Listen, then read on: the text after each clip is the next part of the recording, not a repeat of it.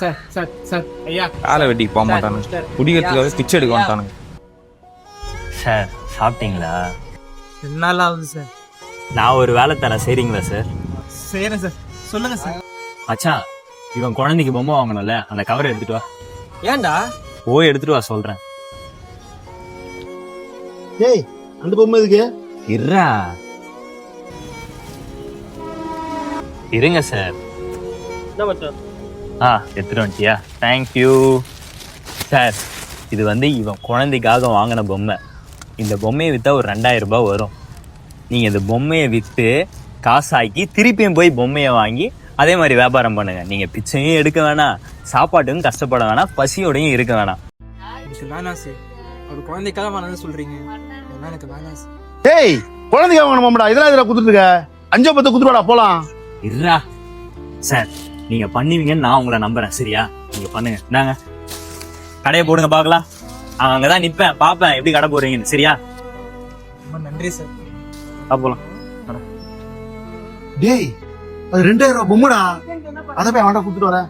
சரி, அதை கொடுத்து அவன் இப்ப நினைக்கிறியா? எல்லாம் பாதி வரைக்கும் கொடுத்து தண்ணியை போட்டு சுத்திருந்தானா திரும்ப பிச்சான எடுப்பான். 5 10 கொடுத்துட்டு வரது ஏன்டா விட மாட்டேன்? அதான் சொல்றா. எல்லாரையும் அப்படி நினைக்காதடா. அவர் உண்மையாவே பசியில தான் இருக்காரு. அவர் அந்த மாதிரிலாம் பண்ண மாட்டாரு.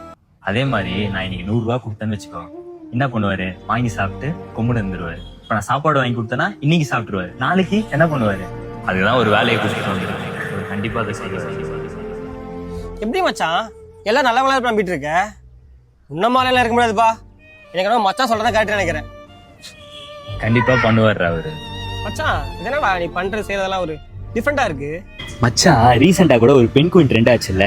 எல்லா பெண் குயினும் வந்த வழியை பார்த்து போயிடுச்சு. அதுல ஒரே ஒரு பெண் குயின் மட்டும் அதோட கோலை நோக்கி போச்சு. அதனால தான் அது ட்ரெண்ட் ஆச்சு, எல்லாருக்கும் தெரிஞ்சிச்சு, ஒரு மோட்டிவேஷனாகவும் இருந்துச்சு. அதனால நம்ம வழி எப்பவுமே தனி வழியா இருக்கணும் மச்சான். சாரி சார், கொஞ்சம் டைம் ஆயிடுச்சு, போலாமா? எவ்வளவு நேரம் தான் வெயிட் பண்றது? சும்மாறா. ஒய்ஃப் வேற டீயை போட்டு வச்சுட்டு குடிச்சிட்டு போக சொன்னேன் சார், அதான் கொஞ்சம் டைம் ஆயிடுச்சு. அப்ப சாப்பிடலையா? போய் சாப்பிட்டு வாங்கண்ணா.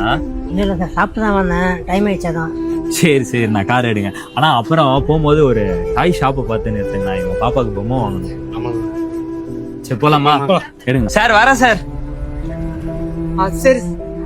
பொம்மை தானேப்பா, அப்பா வாங்கிட்டு வரேன், அழக்கூடாது, சரியா? வாங்கிட்டு வரேன், வை. சார் வாங்க சார், போக பாருங்க சார். எவ்வளோப்பா அந்த கண்ணு? 100 ரூபாய் தான் சார்.